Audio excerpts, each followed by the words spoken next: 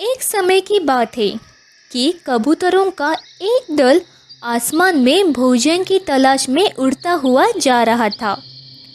गलती से वह दल भटक कर ऐसे प्रदेश के ऊपर से गुजरा जहां भयंकर अकाल पड़ा था।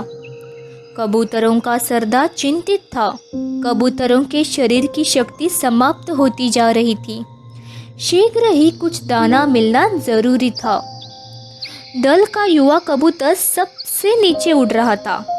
भोजन नजर आने पर उसे बाकी दल को सूचित करना था, इसलिए बहुत समय उड़ने के बाद कहीं वह दल सूखाग्रस्त क्षेत्र से बाहर आया। नीचे हरियाली नजर आने लगी तो भोजन मिलने की उम्मीद बनी। युवा कबूतर और नीचे उड़ान भरने लगा।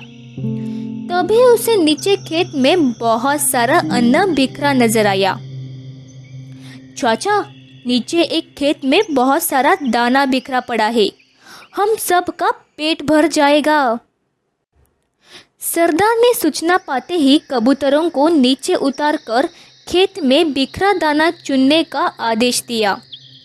सारा दल नीचे उतरा और दाना चुनने लगा। वास्तव में वह दाना पक्षी पकड़ने वाला एक बहेलिया ने बिखर के रखा था। ऊपर पेड़ पर तना था उसका जाल। जैसे ही कबूतर दल दाना चुगने लगा, दाल उन पर आ गिरा। सारे कबूतर फंस गए। कबूतरों के सरदार ने माथा पीटा। ओह, यह तो हमें फंसाने के लिए फैलाया गया जाल था। भूख ने मेरी अक्ल पर पर्दा डाल दिया था। मुझे सोचना चाहिए था कि इतना अन्न बिखरा होने का कोई मतलब है। अब पछताए होत क्या जब चिड़िया चूक गई खेत। एक कबूतर रोने लगा, हम सारे मारे जाएंगे। बाकी कबूतर तो हिम्मत हार बैठे थे, पर सरदार गहरी सोच में डूबा था। एकाएक उसने कहा, सुनो, जाल मजबूत है, यह ठीक है, पर इसमें इतनी भी शक्ति नहीं कि एकता की शक्ति को हरा सके। हम अपनी सारी शक्ति को जोड़े तो मौत के मुंह में जाने से बच सकते हैं। चाचा, साफ साफ बताओ, तुम कहना क्या चाहते हो? जाल ने हमें तोड़ रखा है, शक्ति कैसे जोड़े? तुम सब चोंच से जाल को पकड़ो, फिर जब मैं फुर कहूँ तो एक साथ जोर लगाकर उड़ना। सबने ऐसा ही किया। तभी जाल बिछाने वाला बहेलिया आता नजर आया। जाल में कबूतर को फंसा देख उसकी आंखें चमकी। हाथ में पकड़ा डंडा उसने मजबूती से पकड़ा और जाल की ओर दौड़ा। बहेलिया जाल से कुछ ही दूर था कि कबूतरों का सरदार बोला, फुर्र। सारे कबूतर एक साथ जोर लगाकर उड़े तो पूरा जाल हवा में ऊपर उठा और सारे कबूतर जाल को लेकर ही उड़ने लगे। कबूतरों को जाल सहित उड़ते देखकर बहेलिया अवाक रह गया। कुछ संभला तो जाल के पीछे दौड़ने लगा। कबूतर सरदार ने बहेलिया को नीचे जाल के पीछे दौड़ते पाया तो उसका इरादा समझ गया। सरदार भी जानता था कि अधिक देर तक कबूतर दल के लिए जाल सहित उड़ते रहना संभव नहीं होगा, पर सरदार के पास इसका उपाय था। निकट ही एक पहाड़ी पर बिल बनाकर उसका एक चूहा मित्र रहता था। सरदार ने कबूतरों को तेजी से उस पहाड़ी की ओर उड़ने का आदेश दिया।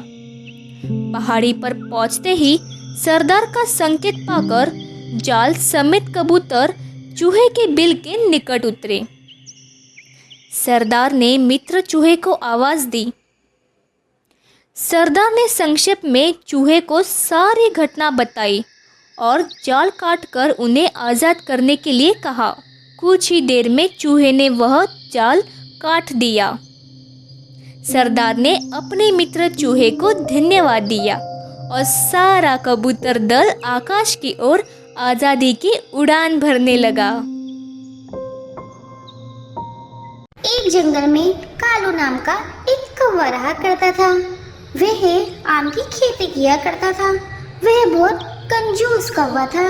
वह रोज सुबह को गिलास में पानी लेकर चाय की दुकान पर जाता था और वहाँ पर बैठकर पानी पीता था ताकि उसे चाय ना खरीदनी पड़े। वह पानी को ही चाय समझकर पी लिया करता था। आहा, इस पानी को पीकर तो मजा आ गया। मैं चाय में अपने पैसे क्यों वेस्ट करूं?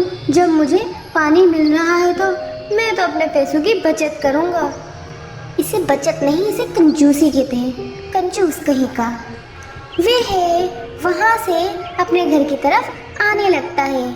तभी उसे रास्ते में काला कौवा मिलता है जो कि अखबार पढ़ रहा होता है। वह अखबार बहुत तेज पढ़ रहा होता है। अरे वाह, आज तो मज़ा आ गया।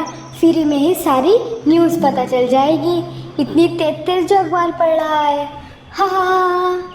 थोड़ी देर बाद वह घर की ओर आने लगता है तो उसकी नज़र अपने बाग के एक आम पर पड़ती है।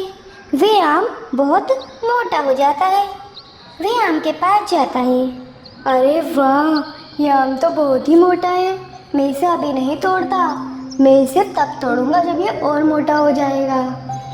ये कहकर वह अपने घर में चला जाता है। वह अगले दिन आम के पास आता है। अरे वाह, ये आम तो कल से भी ज़्यादा मोटा हो गया है। मुझे लगता है मुझे थोड़ा इंतज़ार करना चाहिए। मुझे लगता है ये आम बहुत ज़्यादा बड़ा हो जाएगा। वह आम को देखकर खुश हो रहा होता है।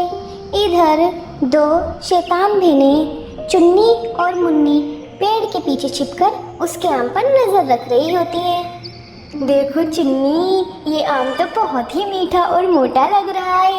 हाँ मुन्नी, ये आम तो बहुत ही मीठा है। क्यों ना हम इस आम को तोड़ लें? ये काले कौवे काका जब घर जाएंगे ना, हम चुपके से इनके बाग में जाएंगे और आम तोड़ लेंगे। सही कह रही हो तुम। रात के समय काला कौवा अपने घर पर सो रहा होता है। तभी दोनों शैतान भेड़ें उस आम के पास जाती हैं और उसे तोड़ने की कोशिश करती हैं, परंतु काका की आँख खुल जाती है और वे उन्हें देख लेते हैं। वे डंडा लेके उन दोनों के पीछे पीछे घूमते हैं, परंतु वे दोनों उनके हाथ में नहीं आती। अब काला कौवा होशियार हो जाता है। वह पेड़ के नीचे चारपाई डालकर वहीं पर पेड़ की रखवाली करने लगता है। आम दिन ब दिन बहुत मोटा हो जाता है।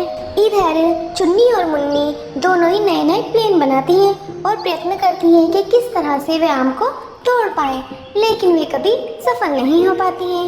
एक दिन जब काला कौवा दिन में सो रहा होता है तो वे दोनों आम के पास आ जाती हैं और उसे तोड़ने की कोशिश करने लगती हैं। जैसे ही थोड़ी सी आवाज़ काले कौवे के कानों में जाती है, वह उड़ जाता है और डंडा लेकर उन दोनों के पीछे जाने लगता है। इधर उसके आम पर बहुत सारे बंदर हमला कर देते हैं और उसका आम खाना शुरू कर देते हैं। अरे अरे काका, हमें मत देखिए, अपने आम को देखिए, वो तो सारा आम बंदर खा रहे हैं।